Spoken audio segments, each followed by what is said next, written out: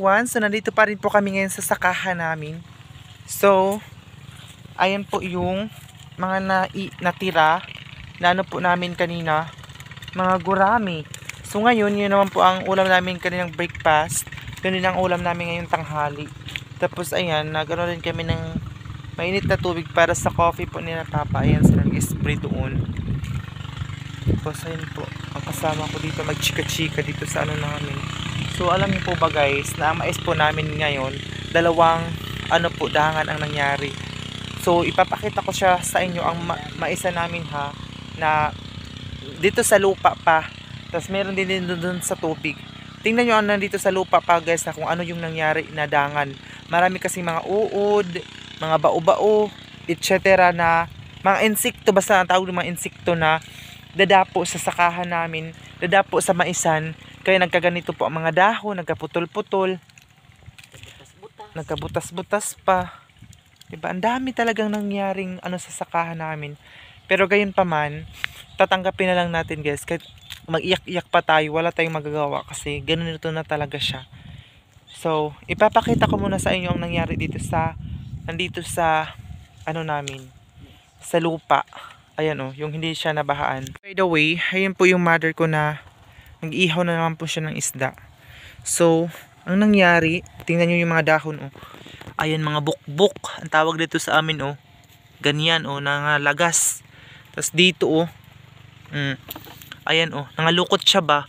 Tapos nangaputol-putol. Ayan oh, nangaputol-putol. Ganyan, tingnan nyo guys, nangaputol siya. Tapos mga butas-butas. Tapos dito, makapal yan dati dito guys na area. Ayun, makapal yan dati. Pero nga tingnan nyo, ilang piraso na lang yung tumubo dyan. Kasi nga po namatay or naubos. Dahil uubusin talaga siya ng mga uod. Tingnan nyo naman yan. Oh, ang kamay ko sobrang ano ng buling. Ayan. Tapos yung kabila doon, tubig na. Tubig din doon. Ayan dito makapal ito dati guys. Makapal Ito din maliit na lang siya kasi tingnan nyo. Dito kasi nagtatago yung mga uod guys sa ilalim. Ayan. Doon siya nagtatago. Yun. Doon sa ilalim. So, na-sprayhan na po ito siya ng gold. Ayan, doon hanggang doon guys. Nangaputol-putol talaga siya. Ayan tingnan nyo guys. Hindi siya mataba. Kasi nga po. Tingnan nyo naman Tapos ito po ang ginamit namin. Pigasagol ining gold tapos ining imperno. Minamix namin tong gold para sa mga uod. Tong gold. Para siyang milk ang laman. Tapos ito imperno. Word pa lang na imperno. Grabe na, delikado na. Makapatay din yan guys. Pag makadapo yan sa balat mo masusunog yung balat mo kasi sobrang init yan. Ayan siya Mayroon pang presyo. Ganyan na kaliit, 420. So, ayun siya guys. Dito makapal din ito dati. Pero nauubos din siya. Tsaka dyan. Ubos. Lahat po ang mga dahon nito guys. Lahat ha. Para makita nyo talaga Ayan. Yun hanggang maubos yan siya. Ito lahat ito guys ha. Tingnan nyo. Yan. Mga sira ang dahon. Ito din. Sira din. Lahat ito guys diba nakita nyo, lahat po ito naputol-putol sira-sira yung mga dahon-dahon niya guys. Tapos doon tubig na din Diyos ko, napakahirap. Ayan. Kahirap ispilingin ang buhay ng mga mahirap. Oo. Kahit gagastusan pala tubig pa rin. So yun po yung anuhin namin ngayon nahugasan na po yan.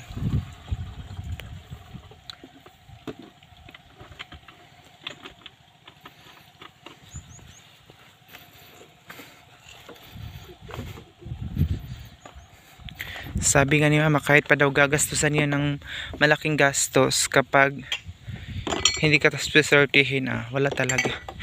Pilasan ba ako ayun dito masarap dito anuhin ng malalim na yan guys. Masarap ito anuhin ng pukot.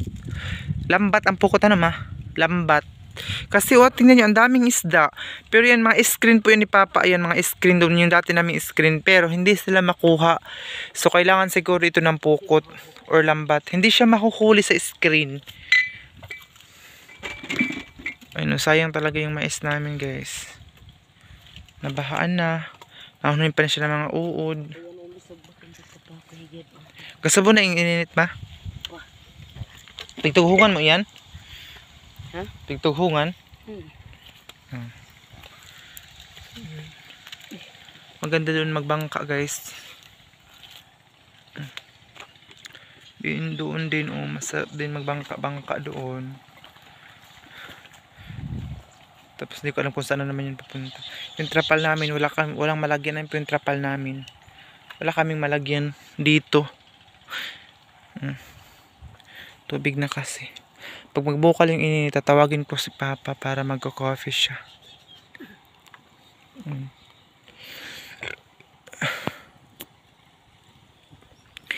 Napakainit pero hindi ko alam kung saan yan siya mapapunta. Itong mga dahon na yan, guys, hanggang doon yan, guys, butas-butas talaga. Napuputol, nabubutas, pero na-sprayhan naman namin siya ng ganyan. O 2 piraso na nga yung naubos. Pero hindi pa rin siya, guys, wala pa rin effect. Ang ganda sana ng view dito. Ayan, guys, bakit napaka-fresh natin for today kahit nandito tayo sa sakahan. Wala pa itong hilamos. Kasi maaga kaming, pag pumunta kami sa sakahan, madaling araw pa lang talaga kami gumising, alas 4 pa lang. Tapos madilim pa lang, nandito na kami kasi kapag mainit na, parang mahina yung katawan mo magtrabaho. So ang ginawa namin ni Mama kanina pagkatapos namin kumain, is naghakot kami ng mga kahoy para panggatong dito. Hinit ko kasi, ano yung cellphone ko kasi yung tripod ko nga, parang sira na siya. Hindi na siya makapugong ba? Ang tagal makapugong, uy. Basta hindi na siya, basta mauna to siya, hindi makapugong. Ang hirap pag Tagalog. So, nandun na si Papa sa unahan. And diba, kahit tubig na ispihan pa rin. So, sana naman, walang tao na dito ng lambat. Kasi alam niyo po ba, guys, kahit kami po ang naglinis nito, may mga tao talaga dito sa amin. Shout out sa kanila, na kahit naman hindi sa kanila yung linis, sila yung naglagay dito ng mga lambat. Oh, ang ganda dito lagi ng lambat, napaka na. Para siyang lake, para na siyang yung sakahan namin, para na siyang pangisdaan. Dahil nga po, pagkatapos itong na-esprehan, kasi ang plano po talaga namin na ma-esprehan ito kasi sabi El Nino, esprehan namin yan para malawak ang tataniman namin ng mais. Pagkatapos nitong yung nagpa-pageant kami, sila Mama, hindi kasi nagpunta doon kasi nga ulan. So nandito sila, nagtanim ng mais gamit ng sundang or bulo. Pero sad to say ngayon, baha na naman siya, nabahaan yung bago ni Mamang tanim doon. So, kaya nga si Mama kanina, sayang daw, sinasorby niya lahat yung mga tanim niya. Sayang daw, sabi ko sa kanya, wala na ka nang magagawa dahil ganun talaga. Ganun talaga ang magsasaka, weather lang. Alam niyo po ba, guys, sabi kasi ni Mama, kahit na maanuhin lang kami ng pang-konsumo namin ba, yung pagbaha dito sa amin, every December kasi bumaha dito sa amin, sana maiwanan kami kahit pang-konsumo, pang-stock lang namin mapagbaha, kasi kakain naman kami ng bigas na mais. So, yun, nagagawin namin bigas na mais, kahit hindi na kayo makabenta. Pero sana hindi na ito uulan kasi sayang talaga, guys. Oh. Palalim pa yung tubig. Kasi alam niyo po ba, guys, dito sa amin tag 60 na po, 60 plus na po ang kilo ng bigas. Ang isang sako parang 4,000 na ata o 4,000. So sa half sack 2,000 na. O di ba? Kaya ako yung na-stress. Na-stress na nga tong mattres day. Di na tani makaanak samot. Natatawa na ako sa mga nangyayari. Ako lang ang isa dito, guys, pero natatawa ako sa mga naisip ko, sa mga tinatawa ko lang. Alam niyo ba kagabi, guys, iyak ako ng iyak kasi may mga may mga naiisip ako dahil nga po nagmahalan po ang mga presyo ng mga bilihin, especially po yung guys, gasolina nagmahal din, 'di ba? So, hindi natin alam kung kailan bababa yung sana ba yung sinasabi na 20 pesos yung kilo ng bigas? Bakit 60 pesos na? Oh my God! Mamatay na tayo sa gutom. Crisis talaga guys ang panahon natin for today's video. Kasi ito sana yung aasahan namin pag bumaha sa amin, pag maka-harvest kami. May stock kami na pagkain. Pero paano na tayong pagkakain ito? Nabahan na. Oh, tingnan nyo guys, tubig na lahat. Drama ba? Bahala siya, magbaha siya guys. At least na magtrabaho lang tayo, mag-focus lang tayo sa career natin sa pagba-vlog.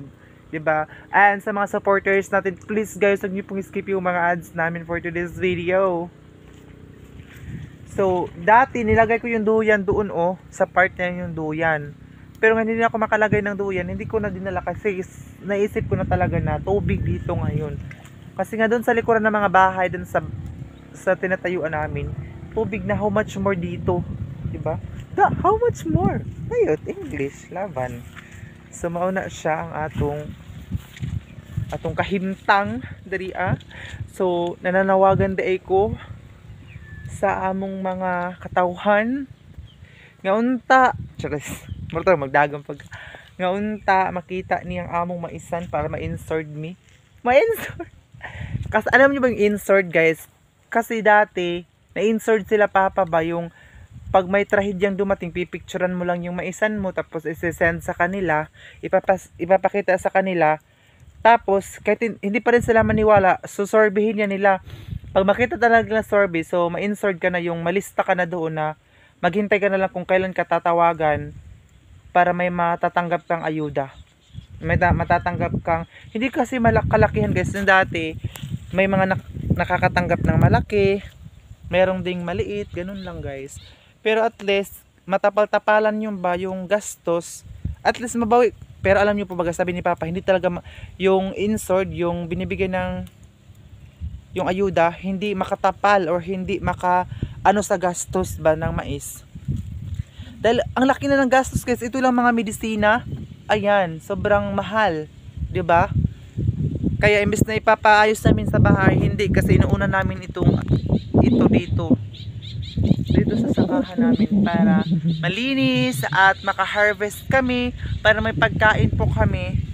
Dahil pataas ang kilo ng bigas, nananawagan po kami ito, na ipabagsak ang presyo. Meron akong buang diri guys, isa.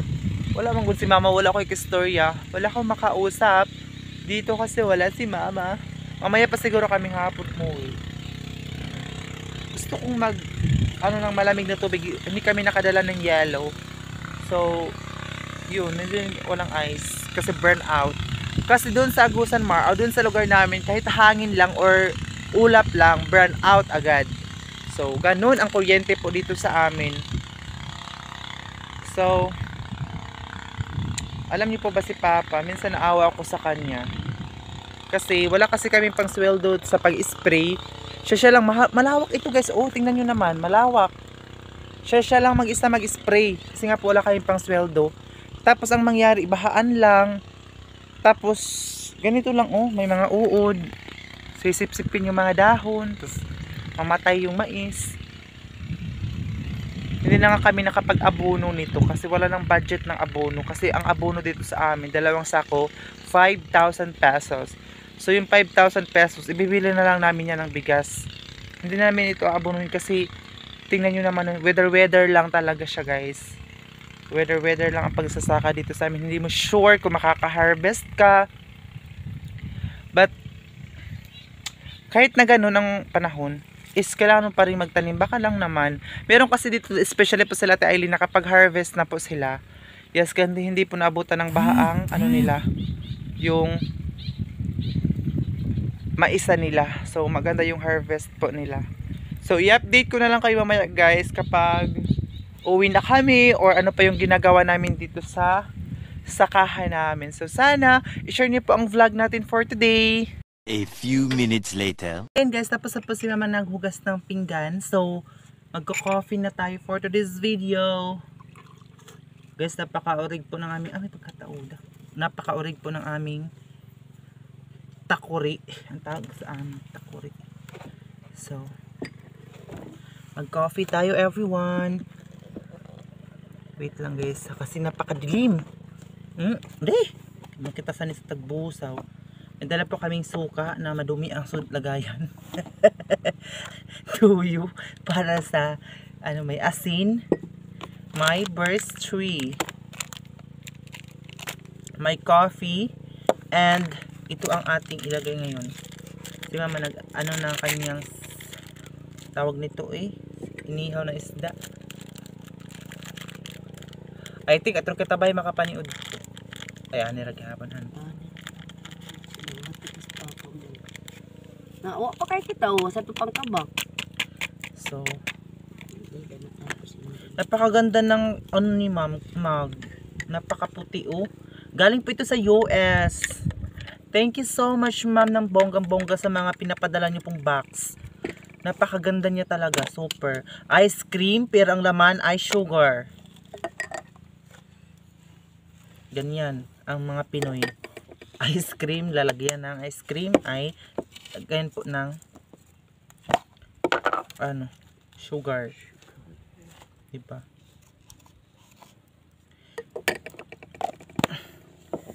So, kasi ang ginagawa natin ngayon, mis na manibaw kasi kami guys ngayon sana. Hindi na kami nakapanibaw kasi malalim. So, coffee na lang tayo dito tapos magba-vlog. Coffee is life. Life. Coffee is life daw sabi ni mama. Hanggang may makope. Pag wala pahinga. Tabang. Ang mga gatas parang siya guys. Hupa suming luto or daan na ganun siya ingani. Matulpo ka rin okay. Dito. Ayos na guys ha. Kasi mama siya namin. Isda. Nag-atiman. Parang kasi siguro dito pa kami magtanghalian for today's video. So mother, ano yung masasabi mo sa kanila for today's video? Ano yung masasabi mo sa sakahan natin ngayon? Di kahumot na basang sinugba. Guys, napakabango ng namin, sinugba. Ang tawag sa amin ng inihaw, sinugba. Parang sugba ba? Sunog. Pero sa inyo sa Tagalog, inihaw. Ang inihaw sa amin, patay, ugo. Iihawin kita. Meaning to say, papatayin ka niya. Ganyan ang dito sa amin. Papatay, no? Guon ng liog mo. Ganyan ang salita dito sa amin. Kaya napakadelikado ka magsabi ka sa amin na ihawin. So mag-ihaw tayo. Na. Delikado na siya. Kay pat yun jud ka na. Sinagop. Kung gasulig pa aning tubig ama. Sugnap bang isda no? Gasugnap ka to magsinagupsop bang isda. Haw na ho. Kasi ang daming isda dito sa namin guys. Sakahan dito na sa ilalim ng mais. Kasi madami kasing worm. Kauga na worm. Tama ba? Daming wati. Ang sabi sa pawati. Sobrang dami. Kaya yung mga isda dito na sa ilalim ng namin. Mga maisan. Hindi kasi kami nakadala ng panghuli. Nakadala ako. Hindi kami nakadala panghuli. Yung mga iskid kasi hindi pumasok yung isda. Nakakabikan-kad ko kay agaw. Di ka raw na basta ang isda agaw. Kailangan ng ibang panghuli yan. Pukot. Taga. Kuan kita ko sugnap. Samahan mo. Si Alongki, biyayay kawan. Ang dami isda guys. Nagabawad-bawad dira. Si Alongki lagi. Ito. Malapit na maluto ang ni mama. Kakain na kami ngayon kasi parang kanina madali na ako natapos sa pagkain. tumataba na tayo dito ngayon guys. Hindi natin nag-diet kasi tapos na yung pageant. Alam niyo pa ba guys, hindi ako nakapag-vlog ng pageant kasi sa production number pa lang namin ang lakas na ng ulan. Sa dryer lang kasi kami nagrampa. So, yun, ang lakas talaga ng ulan. Pero yung makeup namin na-erase, na-agnas. Matapos si Papa guys, uwi na kami, pero medyo matagal pa talaga si Papang umuwi. Matapos. Mataas kasi ito. Mataas kasi itong sakahan namin. Tingnan nyo guys ang ginagawa ni Mama.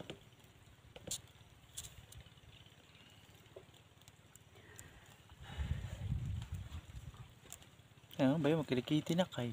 Ala. Kita niyo yung mga kwanta na may kalamukat. Paypayan. Yan taga mga patsan. Ba? Sakay, maka-upload Kuan.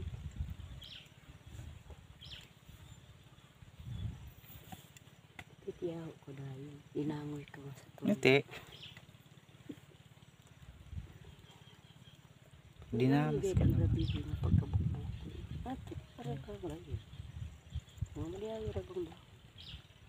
Yan. Sabi ni Mama guys, dito lang na area, yung nabukbuk talaga ang mais, yung nasira talaga ng bonggang-bongga. Pero doon sa unahan, hindi naman, pero naano pa rin siya, pero hindi talaga totally na katulad dito na sobra talaga ang ang ganda ng weather, ang ganda ng langit guys. Ang ganda ng panahon. Pero paghapon dito sa amin, ulan talaga. Ang lakas pa naman ng hangin paghapon guys, super duper.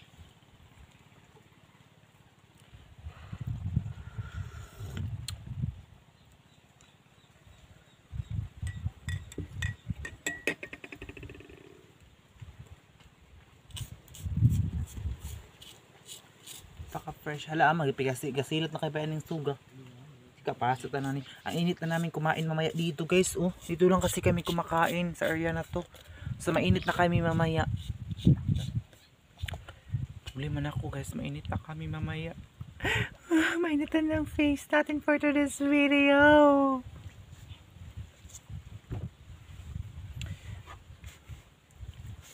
So, ayan ako muna kayo dito sa mahangin. Dito lang ama. Saan ako kayo? Thumbnail pa. Aray! Tuwa na amang kape ko. Sayang, sunggatas. Miyabo ng kape ko guys. Oh. Natapon ni Mama yung kape ko. Tingnan mo.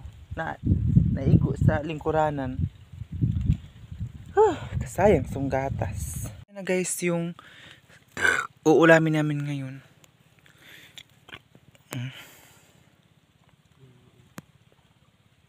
Nangagurami. Na nahuli ni Papa sa pag-screen. Sayang yung kape ko. Kasi nga yung kape ko. Natapon. Isa, kuno natin yung sayang akong kape guys. Natapon. Gan, may ka isang kawayan.